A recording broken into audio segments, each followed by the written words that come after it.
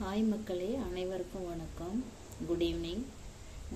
எதுக்காக இந்த பதிவை நான் போடுறேன்னா, இன்றைக்கி பாருங்கள், நியூஸில் ஹெட்லைனாக ஓடிட்டுருக்குது பாருங்கள். என்னன்னு சொல்லி அபிராமிக்கு மரணம் வரை, ஆக்சுவலாக சாகும் வரை சிறை தண்டனை. அது எதுக்குங்க?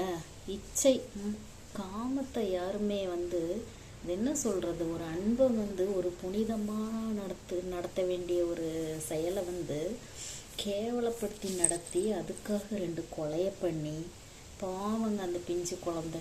நீ இன்னைக்கு எப்படி அழுகிற, தீர்ப்பு கேட்டோன்னே எவ்வளோ அழுகிற. ஆனால் அந்த குழந்தைங்க என்ன பாடுபட்டு செத்துருக்கும்? 2 குழந்தைங்க. அதுக்கு நீ பெற்றுக்காமையே இருந்திருக்கலாமே அந்த குழந்தைய. பாவம்ல. என்ன சொல்கிறது, உண்மையிலேயுமேங்க இந்த கொலை செஞ்சதுக்காக அந்த தண்டனையை அந்த பொண்ணுக்கு கொடுத்து தான் ஆகணும்.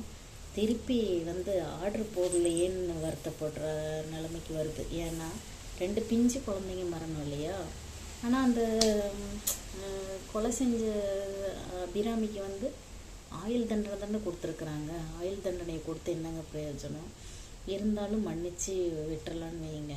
ஒரு உயிர் போகக்கூடாது இந்த சமூகத்தில். இருந்தாலும் அந்த பொண்ணுக்கு பண்ணது ரொம்ப ரொம்ப தப்புங்க.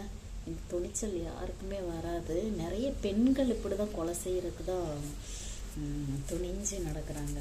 கொஞ்சம் கூட மனசை தளர விடாமல், ஐயோ எவ்வளோ பர்ஃபெக்டாக செய்கிறாங்க, நம்ம மனசை கல்லாக்கிக்கிறாங்க.